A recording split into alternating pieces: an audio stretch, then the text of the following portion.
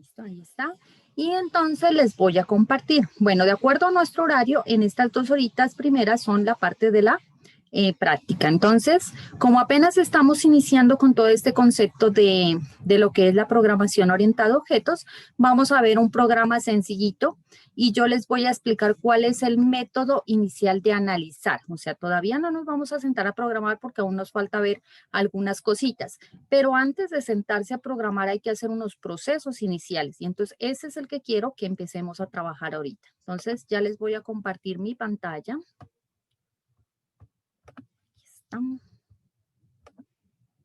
Muy bien. Por favor, me confirman si la pueden ver. Sí, profe. ¿Sí? Bueno, entonces este es un ejercicio tomado de un libro de programación que es de Luis Joyanes Aguilar, que es muy bueno. Él tiene varios libros para programarse en C, en Java.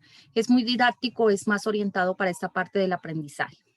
Entonces, miren este ejercicio. Muchos nos enseñamos a que ya nos digan exactamente lo que quieren. Y entonces resulta que en la vida real tenemos ejercicios como de este tipo. Miren, dice que una persona necesita que usted le escriba un programa y que ese programa va a aceptar 2 números reales de un usuario y un código de selección. Si el código introducido en la selección es 1, entonces el programa va a sumar a los 2 números y luego va a mostrar ese resultado. Si el código es 2, los 2 números primero se van a multiplicar y se mostrará el resultado. Pero si el código es 3, el primer número se deberá dividir por el segundo y luego se mostrará el resultado. Entonces, este es el ejercicio que nos pide. Muchas veces nos entusiasmamos, sobre todo cuando están aprendiendo a programar, y de una ya quieren sentarse a colocar las líneas de código y armar el programa. Todo programa, por muy sencillo que sea, como este que estamos viendo, debe tener un primer proceso de análisis, un proceso de recolección de la información, un proceso de diseño. A medida que los programas se van haciendo más grandes, pues ese análisis, ese diseño también se va haciendo un poco más complejo. Entonces, ¿a qué se refiere con esa parte de análisis? Vamos a verlo un poquito más. Lo voy a reducir un poco de tamaño para poder ver la parte de abajo y para empezar. Entonces, ¿qué es lo primero que nosotros hacemos? Lo primero que se hace es lo que se conoce como recolección de información. Si usted estaría haciendo un programa más grande, usted tendría que ir con la persona que lo va a utilizar, con la persona que lo necesita, e ir a preguntar, ir a decirle, bueno, ¿qué es lo que usted necesita? ¿Cuál es el problema que tiene? ¿Cómo lo vamos a solucionar?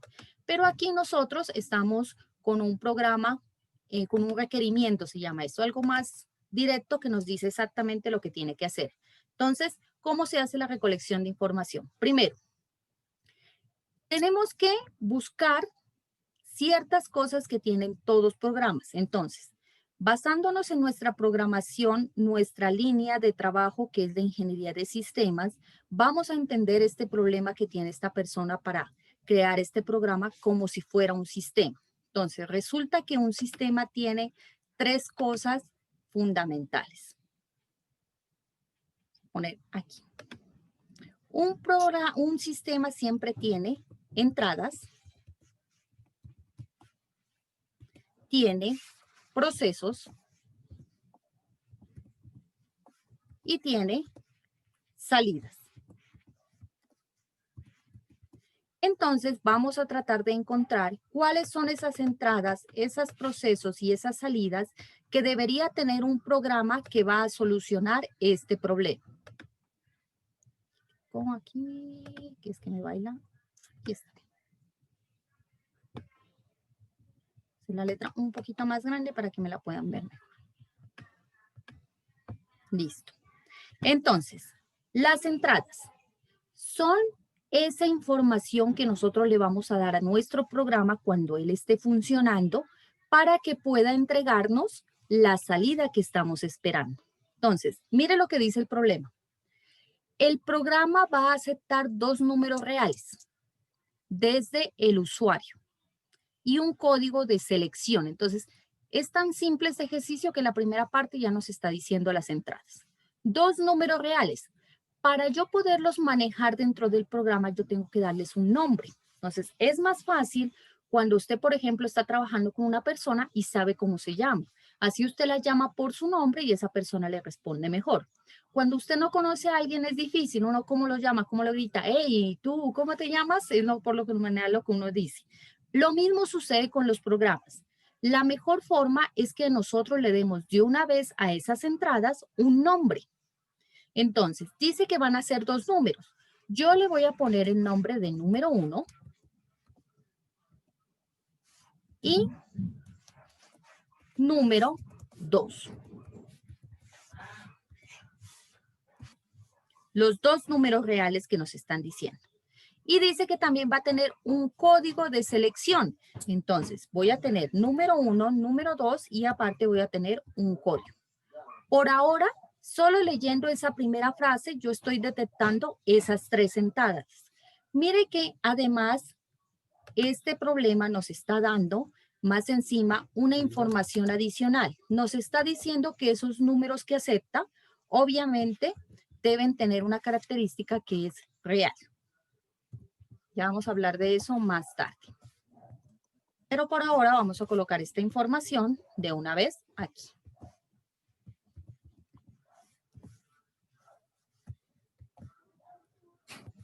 Todos los números que pueden ser aceptados en ese número 1 y número 2 van a ser de tipo real. El código. El código nos dice que puede ser, mire lo que dice acá, 1 para que sea sumado, 2 para que sean multiplicados y 3 para que sean divididos. Entonces, este código tiene algo que nosotros conocemos como un rango de valores. Solo puede tomar el valor de 1, el valor de 2 y el valor de 3. No puede tomar ni 0, ni 5, ni 25, es que me gusta el 9, no. 1, 2 y 3 es lo único que va a tomar ese código. Por consiguiente, yo puedo ver 1, 2 y 3 pertenecen a los valores enteros. Son enteros, pero no todos los enteros porque abarca muchos valores, sino solamente 1, 2 y 3. Listo. Hasta ahí va la parte de las entradas. Entonces, yo me voy a saltar la parte del proceso para ir directo a la salida. Después me regreso a esa parte de procesos. La salida, ¿qué es lo que espera esa persona que me está digitando esos dos números y ese código que yo le devuelva? Entonces, nos dice, si la persona digita un 1, ella espera que usted le sume esos dos números que ya le digitó. Entonces, la salida está condicionada. Puede ser un resultado de una suma. Puede ser también el resultado de una multiplicación.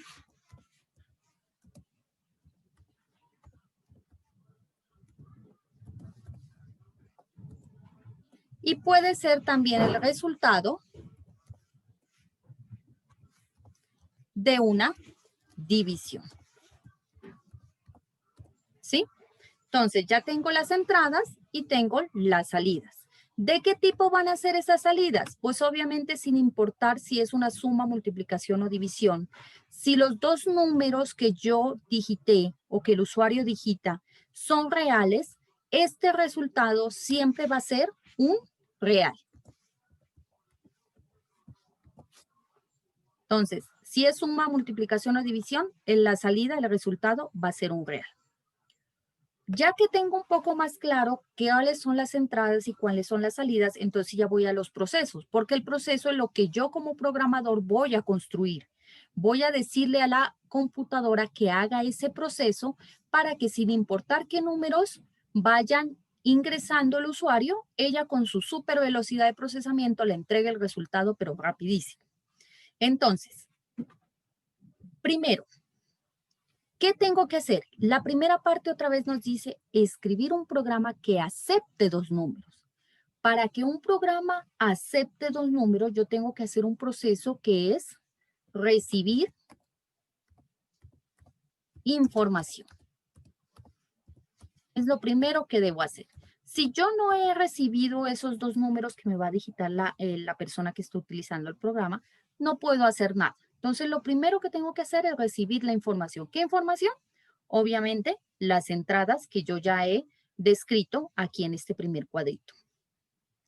Ya que yo recibo esa información, yo tengo que hacer una operación matemática, que puede ser una suma, una multiplicación o una división. Pero aquí está un problema. La computadora dice, a mí no me diga qué es lo uno o lo otro. A mí dígame exactamente qué hago. Entonces, ¿qué es lo que tengo que hacer? La computadora va a tener que decidir.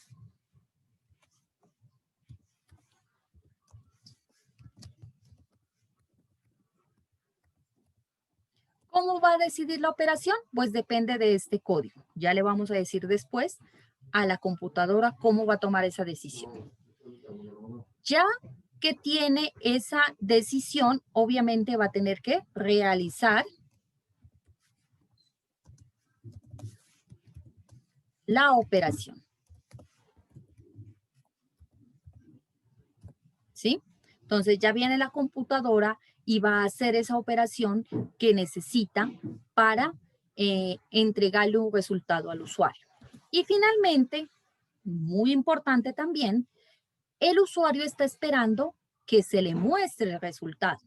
Hay algunas veces que de la emoción, entonces hacen el programa, dice, es que el programa hace las operaciones, pero no le muestra el resultado a la persona, entonces da lo mismo, ¿sí?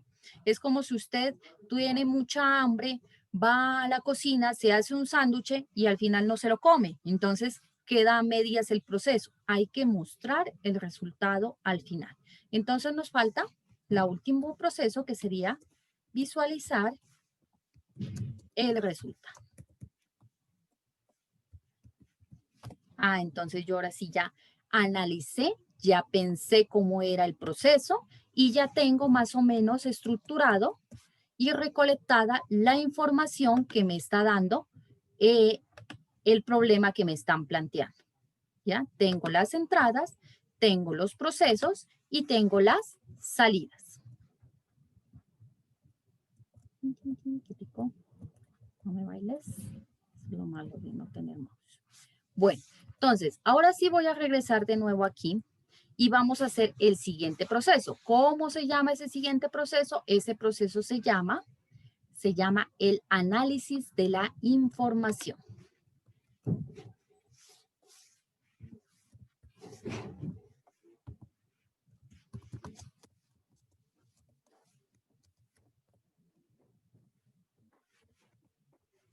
Bueno, ¿y yo qué vengo a hacer yo aquí en esto del análisis? Ya tengo por qué no me siento a programar y voy colocando variables y voy colocando procesos. Porque hay que detenerse a pensar en esas cositas que no son tan evidentes en el problema. Entonces, ¿qué resulta? Resulta lo siguiente. Yo aquí analizo lo que de pronto el usuario se le pasa o no se le ocurre hacer. La semana pasada vimos algo que eran los bugs, esos errores que a veces han ocurrido y que han ocasionado grandes errores o no los ocasionaron, pero hubieran podido ocasionarlos. Y entonces resulta que ahí faltó un pedacito que es el análisis. El análisis es pensar en esas cositas que pueden pasar. Yo espero que la persona sea muy juiciosa utilizando mi programa, digite 2 números reales, ingrese el código, la computadora haga todo el proceso y al final me muestre el resultado sin ningún problema. Excelente cuando las cosas pasan así, pero no siempre ocurre de esa forma. Siempre hay que pensar que a veces la persona de forma voluntaria o incluso involuntaria puede ocurrir algún error en el momento de digitar. Entonces yo tengo que hacer un proceso adicional aquí en el análisis que se llama un proceso de validación.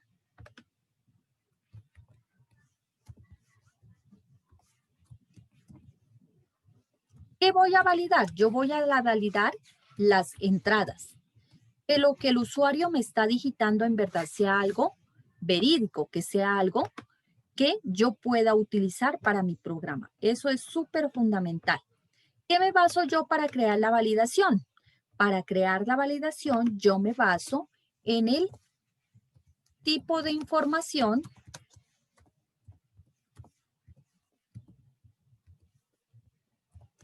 que espero. En este caso es un programa sencillo cuya información lo que necesita es sencillamente valores numéricos. ¿Ok? Ay, chale. Un ratico le echo agua. Papá amarillo también. Entonces, esa validación de entradas, yo estoy esperando en este programa, como es un programa sencillo que solamente está teniendo una operación con números reales, estoy esperando números, ¿sí? Entonces, ¿qué voy a validar en las entradas? Yo tengo que validar aquí que no me vayan a colocar cosas. No quiero letras, ¿sí? No quiero letras porque donde yo le diga a la computadora números, letras, me va a hacer cosas muy extrañas. No quiero vacíos. ¿Qué significa vacíos? Cuando alguien coge y da un enter y no me introduce ninguna información. Entonces no quiero vacíos porque cuando yo le diga súmeme un 5 más una nada, la computadora va a decir, ¿y yo qué hago aquí? Y entonces vas a salir también cosas raras. No quiero caracteres.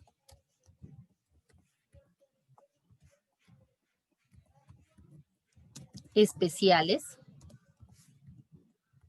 Que no me coloquen un punto, que no me coloquen una coma, que no me coloquen un asterisco. Esas son las cosas que no quiero. Y ya en el caso puntal del código, yo no quiero tampoco ningún valor diferente a 1, 2 o 3. Eso en el caso del código. Eso por la parte de la validación de entradas. ¿Qué otra cosa puede haber? Puede haber validación adicional de los procesos. Y aquí hay una validación adicional del proceso. Póngale cuidado. Dice que una de las posibles operaciones que puede realizar nuestro programa es la división. Y la división tiene una característica especial. La teoría de la división matemática nos dice que no se puede dividir por 0. Entonces, aquí en validación adicional de los procesos, si el usuario quiere dividir, elige, colocámoslo. Si el usuario elige,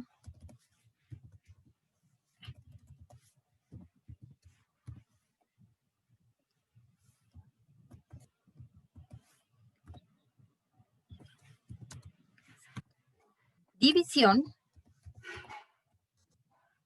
el segundo número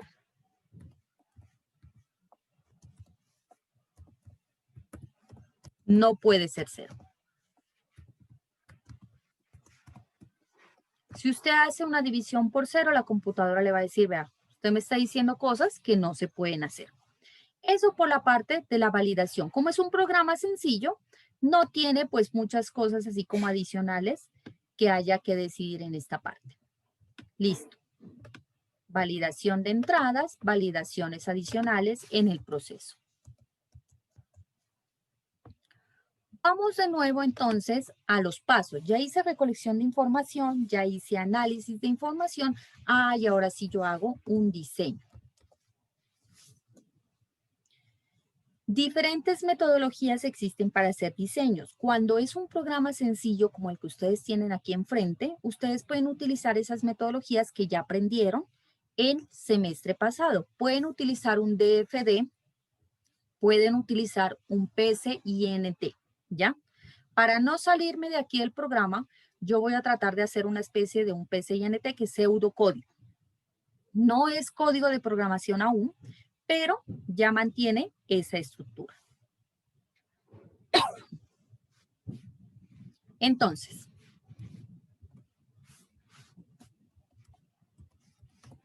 Todo programa tiene un inicio.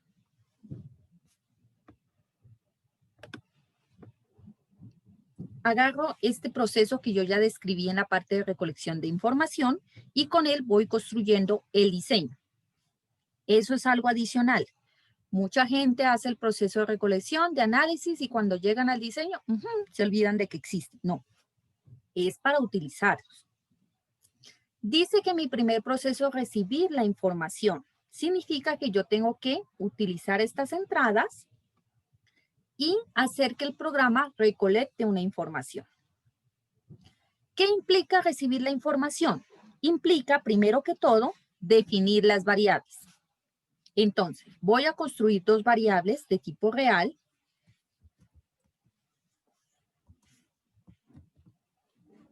Que yo ya dije que se llamaban número 1, ¿sí? Y número 2. ¿Qué hay que tener en cuenta? Hay que tener en cuenta que los nombres de variables no pueden tener espacios ni caracteres especiales y no pueden iniciar por un número, sino por una letra. Los nombres que yo le estoy dando a mis dos variables están bien. Mire, número 1 sin espacio y número 2 sin ningún espacio y inician por una letra. Perfecto. Adicional, necesito un código. Dice que ese código debe ser entero. Entonces, normalmente para los enteros se utiliza INT. Le voy a colocar de una vez ese código y listo. Ya tengo mis dos variables definidas, pero apenas las definí, apenas le dije yo a la computadora que voy a utilizar dos variables, que las dos primeras van a ser reales y que la segunda va a ser entero. ¿Por qué es importante decirle de qué tipo son? Internamente la computadora, si es un número real, reserva cierto espacio en esa memoria temporal. Y si es un número entero, va a reservar un espacio más chiquitico, porque un valor entero es más pequeño, necesita menos espacio en memoria. Entonces, la computadora necesita que usted le diga exactamente qué tipo de variable es la que va a guardar para que ella haga esa reserva en memoria cuando la persona ingrese los datos. Pero todavía no tengo nada guardado allí. Aún no he hecho ese proceso de recibir esa información. Solamente le he dicho a la computadora: vaya allá donde su memoria y alísteme 3 cajones que yo ahí voy a guardar una información. Necesito 2 cajones que sean más grandes porque van a ser números reales y son más o menos grandecitos. Y necesito un tercer cajón de tipo entero, que es un número un poco más pequeño. Ahora sí voy a recibir la información. Entonces, leer es normalmente la palabra en español con la que se usa para decirle a la computadora que reciba un dato desde teclado. ¿Leer a quién? Leer a número 1. Va a leer el primer número. Leer a número 2. Leerá el segundo número. Y finalmente me va a leer a código.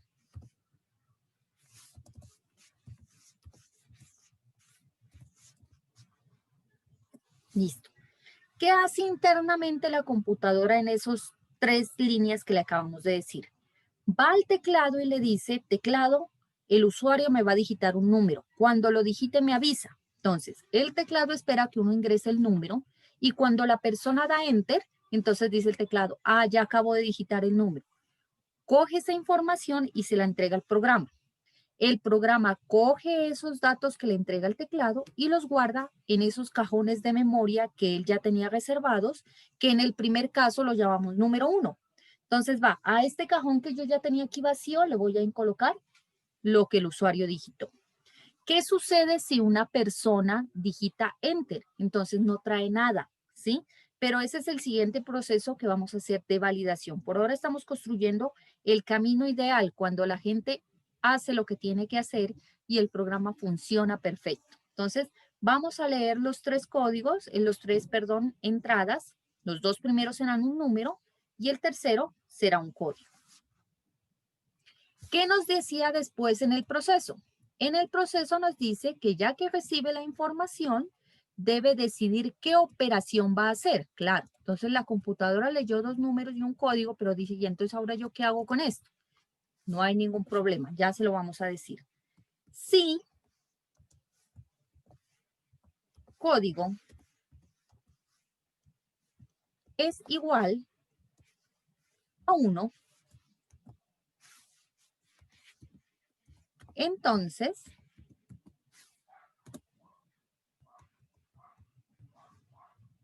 ¿qué nos decía el programa acá arriba? El programa acá arriba nos decía que si la persona ingresó en 1 como código, debería sumar los 2 números previamente. Entonces va a coger a número 1 y lo va a sumar con número 2. ¿Qué pasa si yo dejara eso así? Efectivamente, la computadora utilizó esos 2 números que la persona digitó por teclado y los sumó. ¿Y qué hizo con eso? Ajá, usted me dijo que lo sume, pero no me dijo qué más tenía que hacer con eso. Entonces, es importante porque como el siguiente paso, una vez haga la operación, es visualizar el resultado, es necesario que yo guarde ese resultado en algún lugar. Entonces, aquí resulta que yo ya necesito la salida. La salida de acá arriba me decía que íbamos a utilizar resultados y que todos los resultados iban a ser reales. Entonces significa que yo necesito una variable adicional para la salida, que en mi caso yo la voy a llamar resultado. Sin importar si es suma, división, multiplicación, será un resultado de tipo real. Entonces, ahora sí yo vengo aquí en esta parte y le digo a computadora, súmeme los 2 números, pero no me vaya a perder esa suma. Guárdela en resultado. ¿Listo? Ahora sí. Pero nosotros solo vamos en la primera parte. Si la persona digitó el código 1, ¿qué pasa si la persona digitó el código 2? Ah, bueno, entonces ahora pasa. Si no es 1, mire si código es 2. Si código 2, entonces nos decía que si la persona digitaba un código 2, nosotros teníamos que multiplicar los 2 números. Ah, bueno, entonces digo que resultado, para que no perdamos la información, va a ser igual a número por número 2.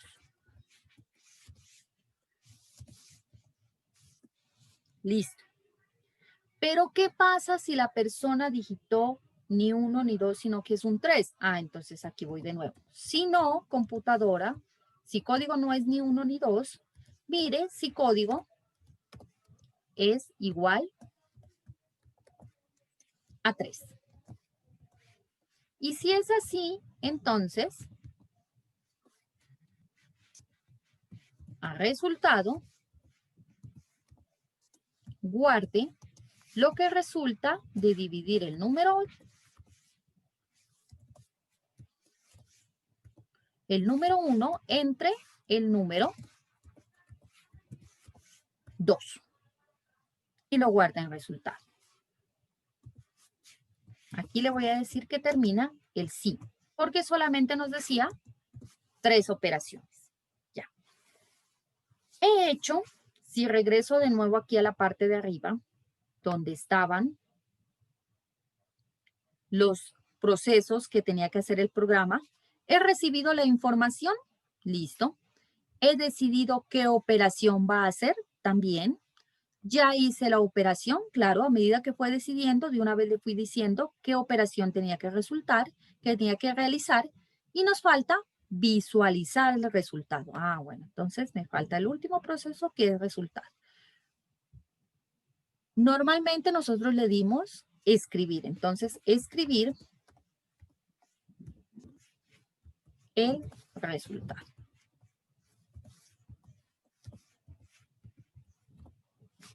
Listo, y aquí terminaría mi programa.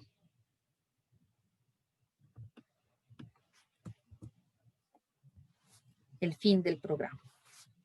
Oh, qué chévere que es cuando las cosas funcionan cuando uno quiere, pero resulta que no siempre es así. Entonces, ya hice ese diseño de ese camino ideal, como decimos, pero ahora sí vamos a ver las diferentes validaciones. Entonces, cuando yo analicé mi programa allí, detecté que es posible que el usuario no me entregue el número, sino que de pronto me entrega letras o de pronto me da vacíos. Entonces, ¿cómo yo valido eso? Voy aquí en leer y después de leer tengo que hacer un proceso adicional que se llama validar número. ¿Sí? Y yo le envío a número 1. Estamos apenas diseñando. Aquí no estamos codificando todavía porque cada una de estas cosas implica una serie de sentencias en código de programación, que eso lo veremos es después. Entonces, yo voy a tener que validar ese número. Y esa validación pues implicará un proceso que veremos después. Allá se encarga. ¿Qué va a ser validación? Pues en análisis ya me dice. En análisis dice que esa validación va a verificar que eso no sea una letra, que no sea un vacío, que no sea un carácter especial. Esa misma validación la voy a utilizar yo para validar el segundo número. ¿Sí? Solo que esta vez ya no voy a validar número 1, sino que voy a validar número 2. Para el código voy a utilizar una validación especial porque yo aquí en el análisis detecté que código solo puede ser 1, 2 y 3. Entonces, aparte de validar que no sea un número, tengo que validar que solo sea una de esas 3 opciones. Entonces, yo aquí le voy a colocar una especie de validación diferente que se va a llamar validar código. Y aquí le voy a enviar el código. ¿Listo? Ya hice ese primer proceso de validación. Ahora sí dice, hay una validación adicional en el proceso. ¿Qué sucede si el usuario dirige una división por 0? El segundo número no puede ser 0.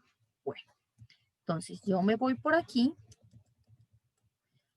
Resulta que si el usuario da un código 3, va a ser una división. Y donde este número 2 sea un 0, ahí se me va a totear el programa porque la computadora va a hacer, ¿y yo qué hago aquí si eso es un 0? Y usted me dijo que los ceros no se pueden dividir. Entonces, ¿cómo voy a hacer eso?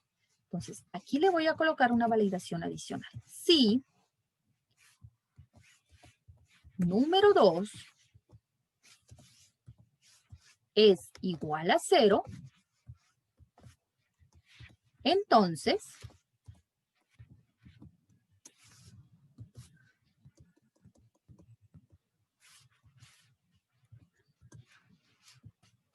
voy a mostrarle yo en este caso un mensaje al usuario. Escribir no se puede dividir por 0. ¿Ya? Le digo al usuario, yo no puedo hacer esa división porque sencillamente usted me está pidiendo que haga una división por 0 y eso no se puede hacer. Si no es un 0, sino que es cualquier otro número,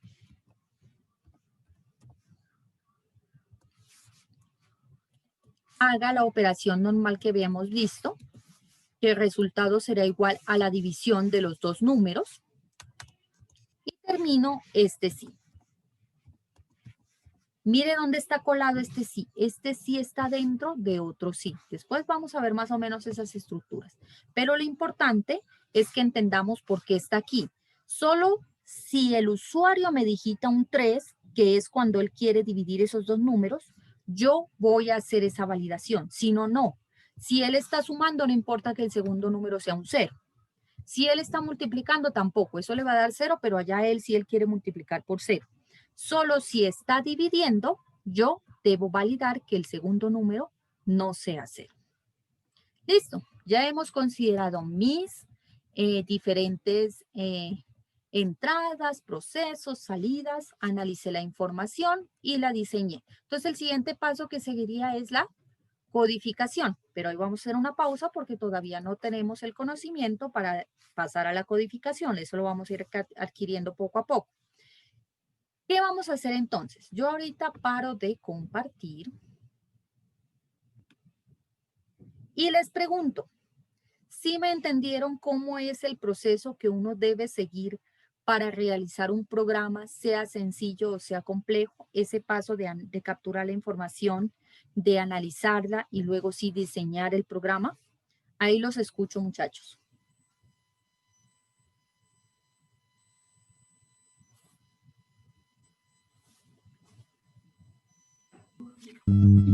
Sí, profe. ¿Sí? Sí, profe. Bueno, excelente. Entonces, ¿qué vamos a hacer ahora? Yo en este momento, en el grupo de WhatsApp, les voy a compartir otro programa, otro ejercicio así sencillito como este, y quiero que hagan ese preciso proceso, que ustedes hagan el análisis, que ustedes hagan la parte de el diseño. Ahora, si usted me dice, no, profe, es que a mí el pseudocódigo poco, listo, entonces hágalo en DFD, no hay ningún problema. Si usted me dice, no, profe, lo que pasa es que yo tengo instalado PSINT y a mí me resulta mejor que escribirlo en Word, por supuesto. Entonces, utilice PSINT, usted me lo envía, yo acá lo reviso. Entonces, quiero que ustedes hagan en este momento que tenemos de aquí este programa que les voy a compartir ahora. A ver, ¿qué pasó con el celular? Ahí está.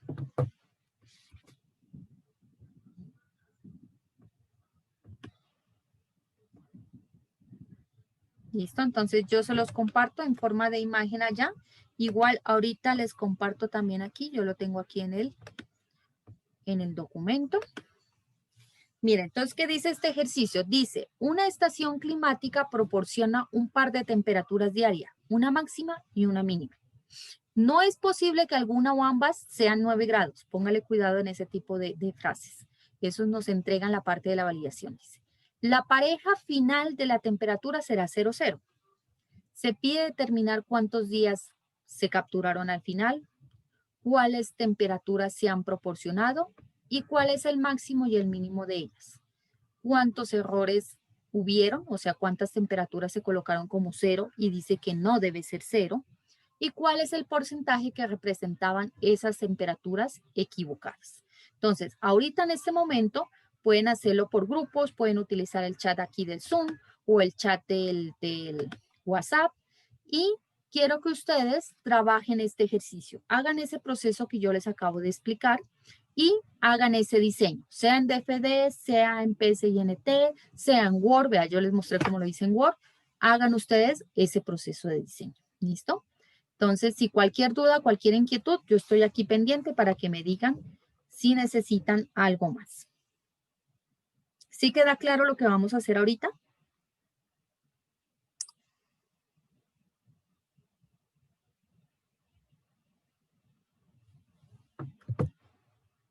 Sí, profe.